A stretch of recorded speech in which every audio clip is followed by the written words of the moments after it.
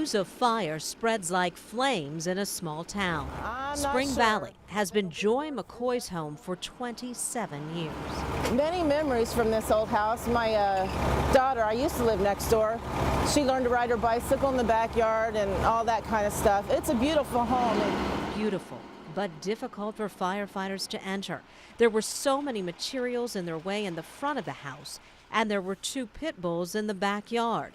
Chief Moeller says 2 dogs inside did not make it out. Every time they tried to get in the backyard, the pit bulls wouldn't let them in the backyard, so we had a hard time making entry there until we got the dogs detained in the backyard. The dogs also forced Dayton Power and Light to cut power to more than just the one house. At one time, the post office was dark. Across the street, the library. So they're classic. We hate to see them go. Neighbors like Mike Harris hope the fire won't stop renovations here, but it can't help but think of the eyesore it might become. This is what disappointment looks like in a village of hundreds. When something happens to one of us, it happens to all of us. We feel for each other. We try to take care of each other. This is a real tragedy. Pam Elliott, 2 News.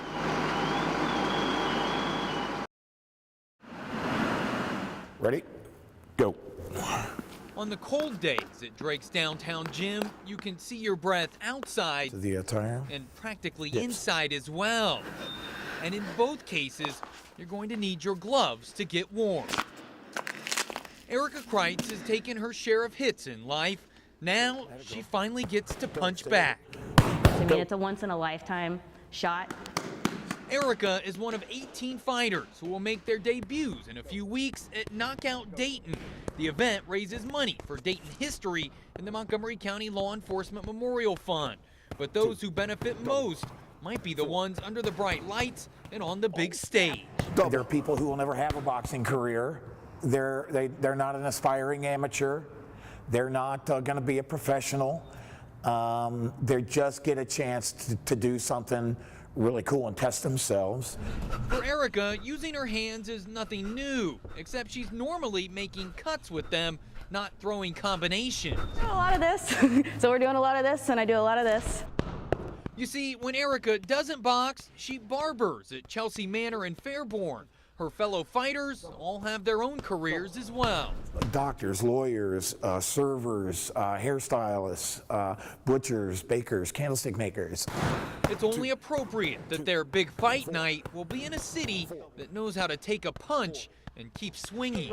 There's a lot of great things happening in downtown Dayton, and Erica will soon be a part of one of them. But even though her first ever fight is still a few weeks away, you can already consider her a winner.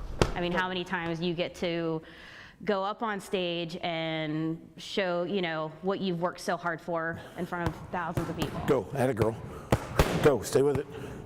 Go. Go.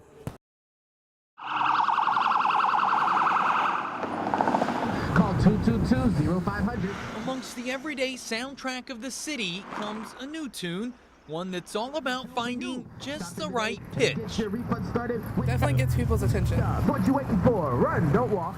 Robert Wyrock is making a lot of noise on his bike. Without the help of a card in the spokes, he's pushing the limits of advertising in Dayton, or more like pedaling past them.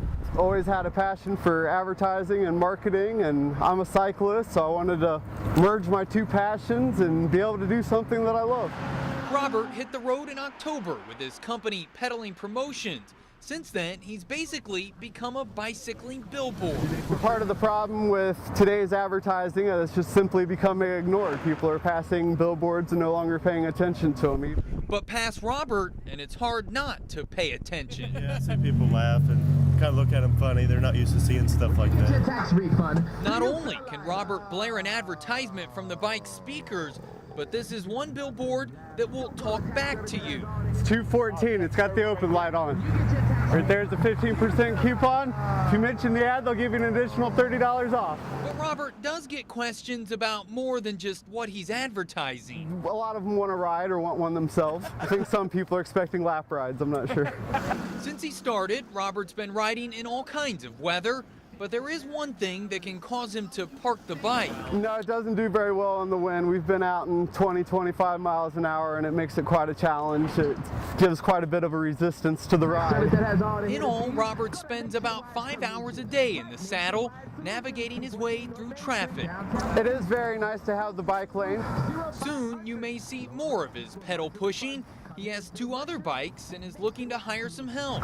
From the sounds of it, his is a business on the right path. It's wonderful. It's very exciting. We get a lot of appreciation from the community, a lot of thumbs up, a lot of people that are out seeing what I'm doing and really enjoying it. You heard it right. $59. Jordan Burgess, 2 News. $100 compared to major competitors. Rest well, brave souls, for yours is the sleep of heroes. With each name comes a story. They're scrawled on stones and etched in hearts. Memorial Day here at the National Cemetery is about honoring the authors of those stories and reflecting on what they still have to tell us. The sacrifice side. But sometimes those names and those stories are written where you wouldn't expect. First time I saw it, I kind of lost it. We've been here every Memorial Day. For Jim White, a visit to the cemetery has become a Memorial Day tradition. So it's on my schedule. This is what I do on Memorial Day. It's his chance to spend some time with his son. Some days it's still hard. I believe it always will be. J.P. White was killed in Afghanistan in 2006. He's buried here at the Dayton National Cemetery. As it says right there on the stone, a quiet, well-respected hero. But the greatest tribute to JP couldn't make it this year for Memorial Day. You see, it's in the shop. So it was something that we were looking forward to enjoying together. So I just decided to dedicate it to him. Now this car has become a motorized memorial. This thing just reaches out. You wouldn't believe the response you get. Then it's like, oh, I'm sorry. I know why you're not turning yet. You're moving. You're looking at the car. And along with a picture of JP on the hood, the car is adorned with the names of those Ohioans killed in Operation Enduring Freedom. Mike Cannon knows 2 of them, JP's and Dustin Fitzgerald's. He taught them in ROTC. On a day like this, they're never far from his mind. It means that I need to remember where my freedom came from. Soon, more names will be added to the car. That's why it didn't make the trip today. The gold is representative of those. They're of the soldiers who have been killed since Mike Mayab first detailed the car for Jim. You know, there's a family connected with each one of those names, so it's, you know, it's difficult to look at. Because with each name is a story, one you don't have to hear, you can see it. And that's a question that's been asked, how many names are on my car, and I just answered with too many.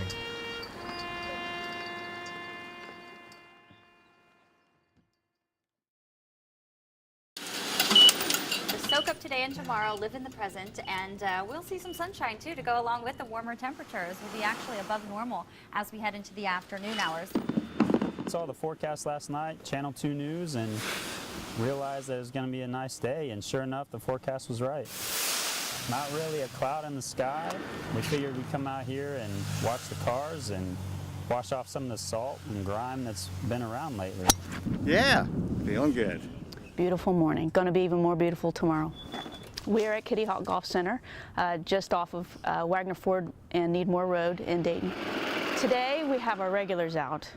I'd say we'll probably, before the day's said and done, maybe around 50 or so. Way to go, Joe!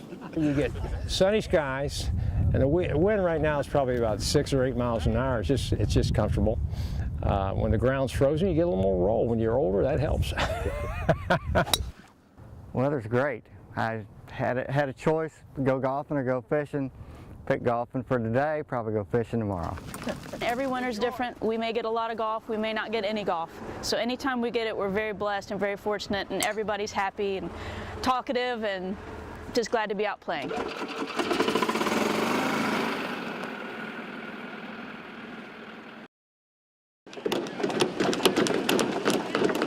Everybody out here has a huge heart, and their hearts are just pounding just like those hammers are. This is amazing. I mean, to sit here and hear all those, you know, tat, tat, tat, tat, tat. Playing a melody with hammers and nail guns. These are side panels? Yeah, these are the walls. About 200 volunteers pounded away in the parking lot of Southbrook Christian Church. You know, let me hit it from up here because I got a better angle, yeah. The congregation got on their hands and knees. Now we're ready. But not just to pray. We're putting sheds together in panels, and they'll go out and assemble them out there so the people in Oklahoma will have a place to store their belongings. From Proverbs, trust in the Lord with all your heart, lean not on your own understanding, but in all your ways acknowledge Him, and He will make your path straight. To words of comfort, volunteers inscribed their well wishes on the sheds ready to be shipped to Moore, Oklahoma. When you have a whole town decimated, there's not a store and lock to go to. The units will allow families devastated by the effects of the May tornado to store their recovered goods on their property for free. 2 News' Katie Houston even took a break from the anchor desk to lend a hand. Rolling up their sleeves, members of the church say their work serves one purpose. They needed some hands, and that's what we're doing. We're being the hands and feet of Jesus. You know, we want them to feel like, you know, they're not alone. They feel alone, but there's so many people that are praying for them and wishing them well.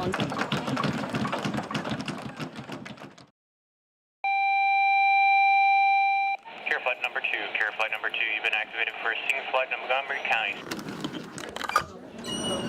Love my job. This is a great job. When we're facing the worst, the care flight crews at Miami Valley Hospital are at their best. It's those critical moments that we get to spend with them that may make a difference. It's a fast-paced, high-stakes environment of saving lives midair. We're all type A personalities, of course.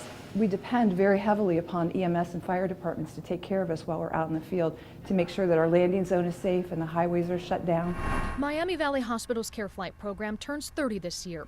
It's the only air ambulance in the region and has grown to a fleet of 4 helicopters and 5 mobile intensive care ground units, as well as a team of more than 100 of the most highly trained nurses, pilots, mechanics, and communication specialists, like former U.S. Marine pilot Wyatt Arp. No relation to the Wild West lawman, by the way. The real heroes here are the nurses who do the hands-on work. I just get them from point A to point B as safely and as efficiently as possible. And safe they are. In 30 years and more than 50,000 transports, the program hasn't had an incident. Now, does that feel too tight? No, it feels good. Shake your head. I had the opportunity to fly with them and see how they work and talk about an office with a view. The chopper is the same kind used by the U.S. Coast Guard. It carries the pilot, 2 flight nurses, and 2 patients at 180 miles per hour. Most of the other ones are a lot smaller than that. The first year, in 1983, they had 600 transports. Last year, there were 4,000. And this year, the program continues to expand its horizons by adding flights for the most precious of cargo, babies from the neonatal intensive care unit who need certain surgeries like heart repair. We have purchased a specialized transport isolette that provides temperature control and sound control, as well as some vibration control. Time is everything. There is, especially in the first hour of life, in the smallest babies, there is something called the golden hour. And so to get them the care they need within that time is very important. Copy. 3 decades and counting. There's no job too big or small for these folks. When it comes to saving lives, the sky's the limit. That's rewarding. It's service to the community, and I think I have the best job in the hospital.